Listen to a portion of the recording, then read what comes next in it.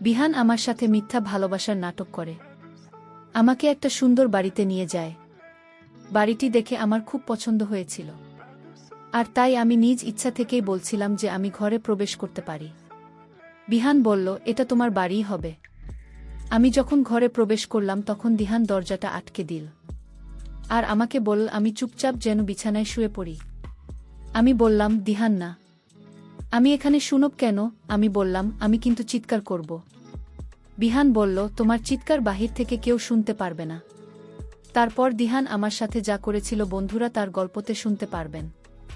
আমি নিচু শ্রেণীর খুব নিচু জাতির মেয়ে ছিলাম। আমি ধোপাখানার কাপড় পরিষ্কার এবং ইস্ত্রি করার কাজ করতাম। আমার বয়স মাত্র 13 বছর। আমি নিচু জাতের মেয়ে হলেও দেখতে ভীষণ সুন্দরী ছিলাম।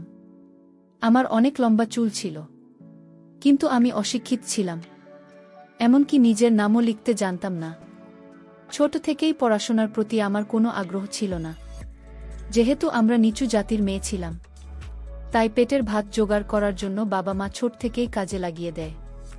আমার বাবা মাও ধোপাখানার কাজ করত, এবং বাবা মায়ের সঙ্গে আমিও আমার আরও 2 বোন কাজ করতাম। কিন্তু বড় হওয়ার সঙ্গে আমি নিজের গ্রাম ছেড়ে প্রায় 50 কিলোমিটার দূরে বড় শহরে শ্রাবন্তী কাকিমা নামের একজনের অধীনে কাজ করতাম। আসলে আমার বাড়ি ছেড়ে শহরের দিকে যাওয়ার কোনো ইচ্ছে ছিল না, কিন্তু বাবা বলেছিল ওই শহরে নাকি অনেক বড় ধোপাখানা আছে এবং সেখানে কাজের সুযোগ পেলে টাকাটা একটু বেশি পাওয়া যাবে। তাই বাবা মায়ের কথা শুনে শ্রাবন্তী কাকিমার ধোপাখানার কাজ করা শুরু করেছিলাম। সেখানে আরও অন্যান্য জায়গা থেকে অনেক মেয়েরা এসেছিল। আসলে আমাদের জাতির বেশিরভাগ ছেলেমেয়েরা কিন্তু ধোপাখানাতে কাজ করে, তাই আমাদের জাতির বেশিরভাগ ছেলেমেয়েরা অশিক্ষিত। কিন্তু আমি ভীষণ সুন্দরী ছিলাম বলে আমার কপাল খুলে গেছিল। তার সঙ্গে আমাকে অনেক কষ্ট সহ্য করতে হয়েছিল। আসলে আমি যখন শ্রাবন্তী কাকিমার ধোপাখানার কাজ করা শুরু করেছিলাম, সেখানে অর্পিতা বলে একটা মেয়ে ছিল, যে আমার সৌন্দর্য দেখে খুবই চলত। সেটা তো আমি প্রথমে বুঝতে পারিনি, অনেক পরে বুঝতে পেরেছিলাম।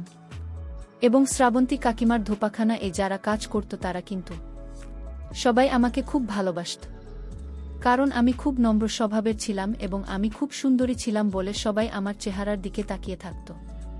আমাকে খুবই ভালোবাসত এবং আমি সবার কথা মানতাম। ওদিকে শ্রাবন্তী কাকিমা খুব কড়া মেজাজে ছিলেন।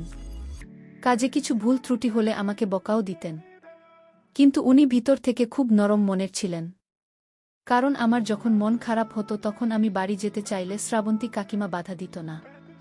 এরকম ভাবে দুপাখানায় আমার বেশ ভালোই দিন কাটছিল। ওদিকে অর্পিতার সঙ্গে খুব ভালো বন্ধুত্ব হয়ে গিয়েছিল আমার। নিজের প্রত্যেকটা কথা আমাকে বলতো এবং আমি নিজের মনে প্রত্যেকটা কথা আমি তাকে বলতাম। একদিন আমি অর্পিতা একসঙ্গে ঘাটে বসে কাপড় কাচাছিলাম। ঠিক ওই সময় একটা অনেক সুন্দর ছেলে ঘাটের সামনে এসে দাঁড়িয়েছিল। তারপর সে গাড়ি থেকে নেমে আমার দিকে তাকিয়ে আমাকে ইশারা করে ডেকেছিল। ছেলেটি যখন প্রথমে আমাকে ইশারা করে ডেকেছিল, তখন আমি কিন্তু ভয় পেয়েছিলাম, কারণ ওই ঘাটে বাইরে থেকে কোনো ছেলে বা মেয়ে আসত না। ওখানে তো শ্রাবন্তী কাকিমার সব কর্মচারীরাই থাকত। ওই ছেলেটিকে আমি সেদিন ঘাটের মধ্যে প্রথম দেখেছিলাম। সে যখন আমাকে ডেকেছিল তখন আমি অনেক ভয়ে ভয়ে ছেলেটির কাছে গিয়েছিলাম। ছেলেটি তখন নিজের গায়ের জামাটা খুলে আমাকে বলল, এই জামাটা আমাকে কালকের মধ্যে পরিষ্কার করে দেবে। আমি তখন ছেলেটাকে বললাম, তুমি কি আমাকে ডাকছিলে এবং তুমি এই ঘাটে কেন এসেছো? এখানে তো তারাই আসে যারা শ্রাবন্তী কাকিমার অধীনে কাজ করে। ছেলেটা তখন আমার কথা শুনে হেসে বলল, শ্রাবন্তী, আমার মায়ের নাম, কালকে বাড়ি ফিরেছি এবং আমার এই জামাটা খুব বাজেভাবে দাগ লেগেছে, তাই মা আমাকে এখানে পাঠিয়েছে। তোমরা নাকি খুব ভালোভাবে জামা কাপড় পরিষ্কার করতাই, আমার জামাটা ভালোভাবে পরিষ্কার করে দেবে। তখন ছেলেটি আমার দিকে মুচকি হেসে বলল, তোমাকে একটা কথা বলবো, তুমি তো দেখতে ভীষণ সুন্দরী, তুমি এখানে কেন কাজ করছো? তুমি কি পড়াশোনা করো না? আমি তখন ছেলেকে বললাম, না, আমরা পড়াশোনা করে কি করব? আমাদের কাছে তো অত সামর্থ্য নেই যে আমরা পড়াশোনা করব, তাই আমাদের পড়াশোনার ব্যাপারে কথা বলে কোনো লাভ নেই, এটাই হচ্ছে আমাদের পেশা। ছেলেটি তখন মুচকি হেসে বলল, তুমি অশিক্ষিত হলেও এতটাই সুন্দরী যে তোমার চেহারা দেখে তো যে কেউ প্রেমে পড়ে যাবে। আর আমার নাম হচ্ছে দিহান। আমার নামটা মনে রেখো, কারণ আমি এখন থেকে মাঝে মধ্যে এখানে আসব আমার জামাকাপড় পরিষ্কার করতে দেওয়ার জন্য। আর কালকে আমার এই জামাটা পরিষ্কার করে রেখো, আমার বাড়িতে দিয়ে আসবে। এই কথাটা বলে ছেলেটা সেখান থেকে চলে গেছিল। জানি না কেন ছেলেটির মুখ থেকে আমার তারিখ শুনে মনে খুব আনন্দ হয়েছিল। পরের দিন সকালবেলা যখন দিহানের জামাটা সুন্দর করে পরিষ্কার করে শ্রাবন্তী কাকিমার বাড়ি গিয়েছিলাম, তখন ছেলেটি নিজের শরীর ঠিক রাখার জন্য ব্যায়াম করছিল। সে আমাকে দেখামাত্রই তাড়াতাড়ি উঠে আমার কাছে এসে বলল, আরে বাহ, তুমি আমার জামা নিয়ে এসেছ। তখন সে খুব খুশি হয়ে হঠাৎ করে আমার ধরে বলল, থ্যাংক ইউ আমার জামাটা সুন্দরভাবে পরিষ্কার করার জন্য। এবং আমার হাত ধরে বলল, তুমি তো সারাদিন কাপড় চোপড় কাচো, তা সত্ত্বেও তোমার হাত দুইটা কত সুন্দর। আমি তো লজ্জা পেয়ে গেছিলাম এবং তার মুখের অঙ্গভঙ্গিও কথা বলার ধরন দেখেই পরিষ্কার বুঝতে পেরেছিলাম যে দিহান আমাকে আমার কাছে কিছু চাইতো। আমি বুঝতে পারছিলাম আমি ওসব থেকে দূরে থাকতে চেয়েছিলাম, কারণ সে খুব শিক্ষিত ছিল আর আমি অশিক্ষিত ছিলাম। তার সঙ্গে আমার কোনো মতেই মিল হতো না এবং তারা অনেক পয়সা ভালো ছিল আর আমি নিচু শ্রেণীর ছোট জাতির মেয়ে ছিলাম। এমনিতেও শ্রাবন্তী কাকিমা যদি এ ব্যাপারে কিছু জানতে পারে তাহলে তো সে আমাকে তার এত বড় ধোপাখানা থেকে ধাক্কা মেরে বের করে দেবে। এই ভয়ে আমি ওসব চক্করে পড়তে চাইনি। তাই আমি দিহানের আর কোনো কথা না শুনেই সেখান থেকে দৌড়ে পালিয়ে গিয়েছিলাম। আমাদের ধোপাখানা থেকে শ্রাবন্তী কাকিমার বাড়ি 5 মিনিটের দূরত্বে ছিল, কিন্তু আমিও নিজেকে বেশি দিন ধরে রাখতে পারিনি, কারণ দিহান ধীরে ধীরে আমার কাছে আসা শুরু করেছিল। সে তো আমাকে দেখার বাহানা করে প্রত্যেক দিন ঘাটে চলে আসতো এবং লুকিয়ে আমাকে লক্ষ্য করত। আমি কিন্তু অনেক দিন তাকে এড়িয়ে যাওয়ার চেষ্টা করেছিলাম, কিন্তু পারিনি।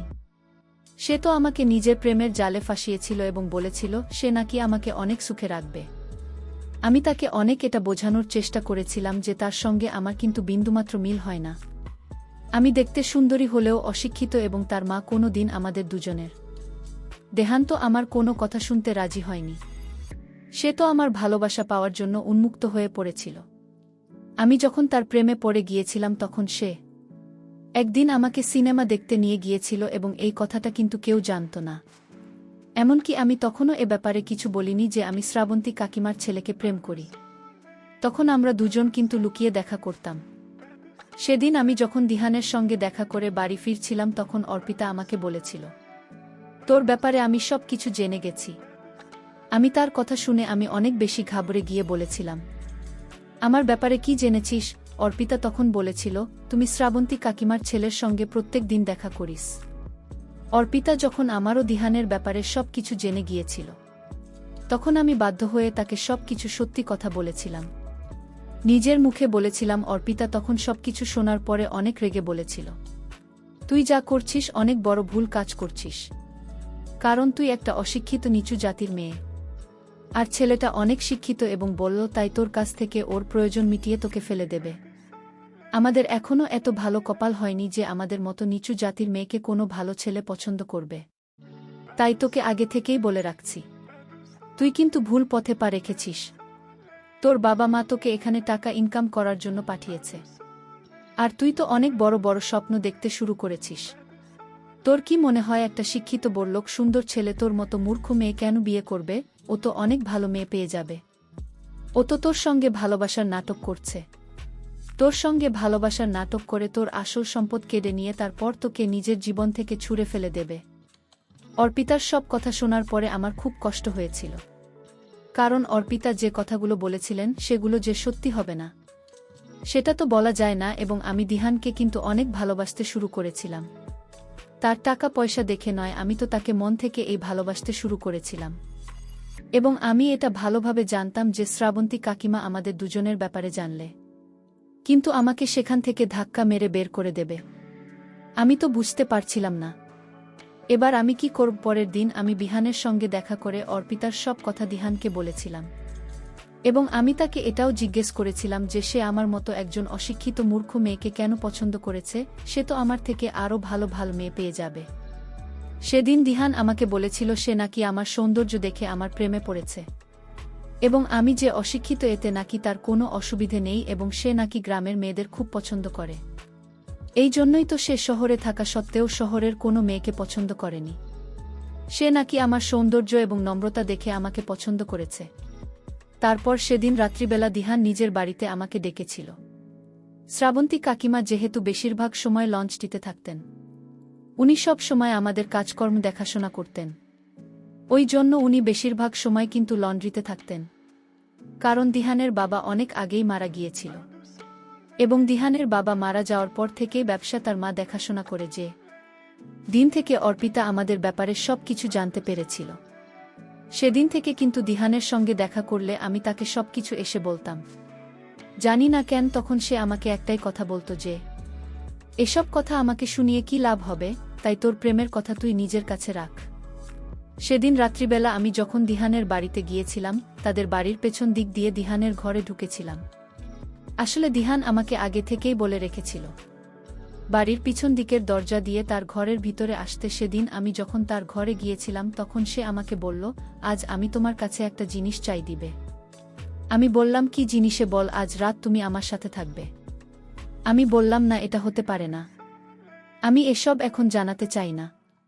আমি যখন দিহানকে এই কথাগুলো বলেছিলাম, বিহান তখন রাগ করে বলল, আমি তোমায় সব দিব, কিন্তু তুমি আমার কথায় রাজি হন। সে কোনোভাবেই আমার কথায় রাজি হচ্ছিল না। বিহান তখন ঘরের দরজা আটকিয়ে দিল।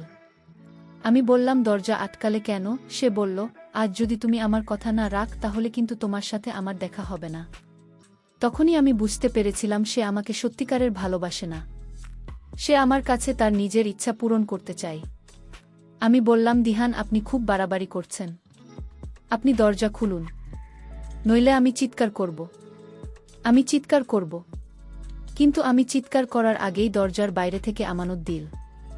তারপর আমি ঘর থেকে বের হয়ে গেলাম। তারপরের দিন বিকেলবেলা যখন দিহান আমার সঙ্গে দেখা করতে এসেছিল, তখন বিহান বলেছিল, তোমার সঙ্গে বান্ধবীটা থাকে, তার নাম কি?